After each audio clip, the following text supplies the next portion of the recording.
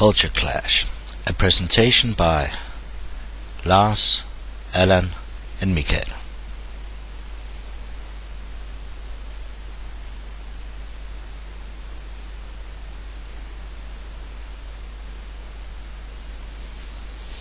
It all started in the 17th century, where the French heard about a big warrior tribe called the Sioux. Actually, the name was given to them by a tribe that lived east of the Sioux. In their language, it means little snakes. The Sioux have other names for themselves. The tribes are called Dakota, and many other names.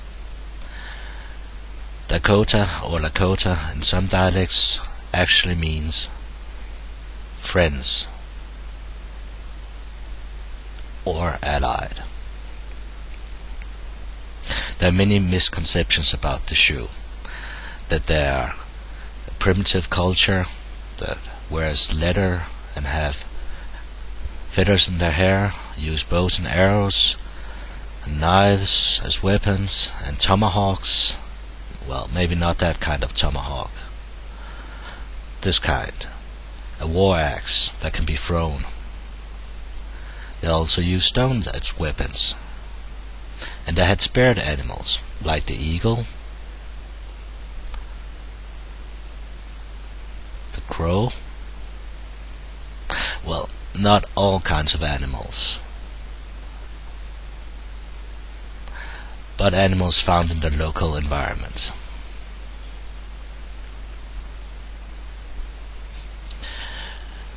Another misconception is that their warriors had to go through a lot of self-torture before they could become a warrior.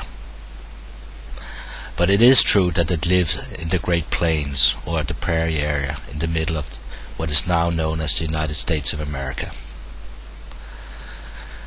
The prairie is known for not having many trees, and it once had a lot of buffaloes in the millions. The Indians hunted the buffaloes alongside other animals, but they also gathered fruits and nuts. Sometimes they even used roots as food. And they rode horses, notably the Mustang.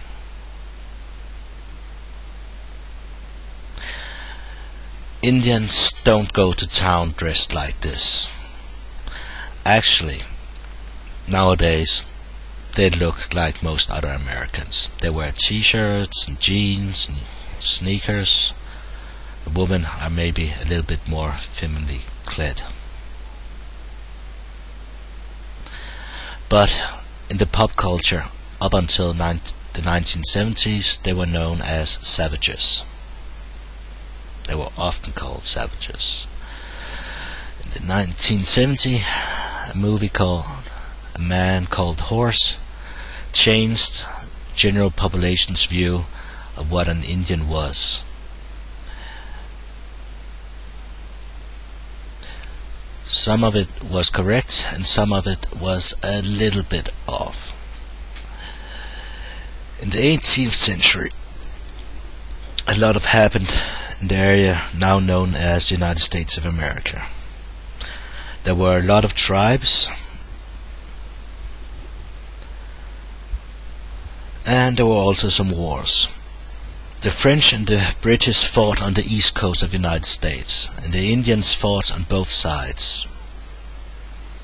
They also fought amongst each other.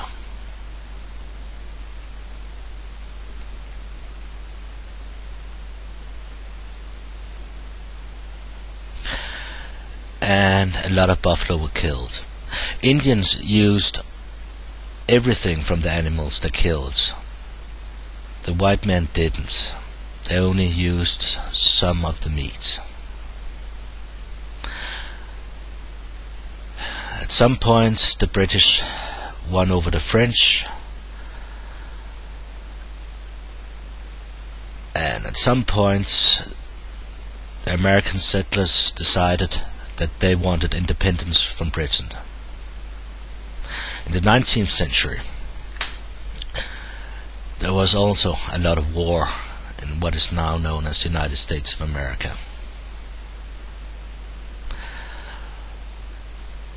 One of the most famous wars is the American Civil War. It lasted for 4 years, and the Indians fought on both sides again. A turning point in the Sioux history was in 1868. There at Laramie Fort, a treaty was signed. Part of the treaty was that the Indians should keep to the reservations that were them designated.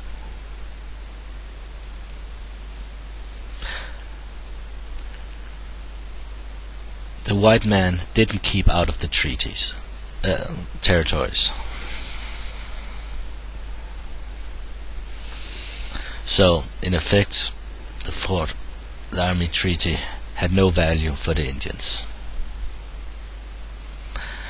Mainly because the white man wanted gold, and in the western parts of the Sioux reservation there was a lot of gold in the Black Hills.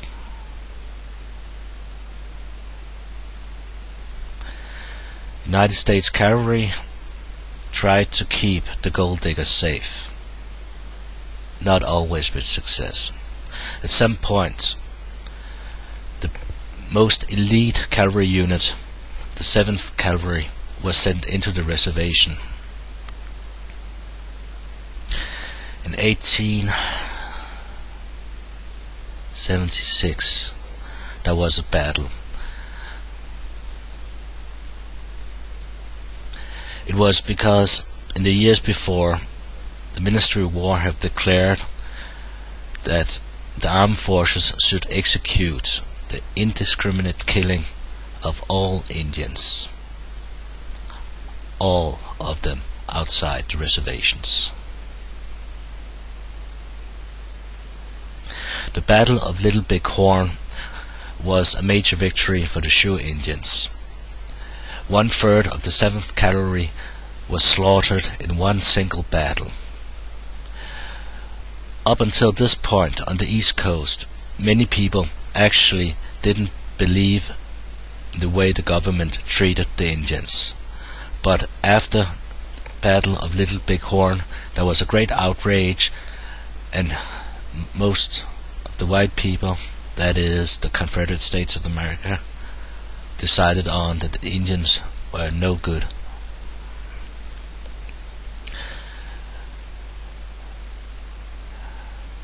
The wars ended with the massacre at Wounded Knee. After that, the Indians were considered subdued, even by the Indians themselves. They mostly kept to the territories and seldom ventured outside. Nowadays, the Indian Americans are an integrated part of the American society. Some of them try to keep their old rights alive, some of them don't. If we should say there's one major difference between the white man and the Indian Americans, that is how they view man's relationship with the world they live in. Indians believe that man belongs to the earth, and the white man believes that the earth belongs to man.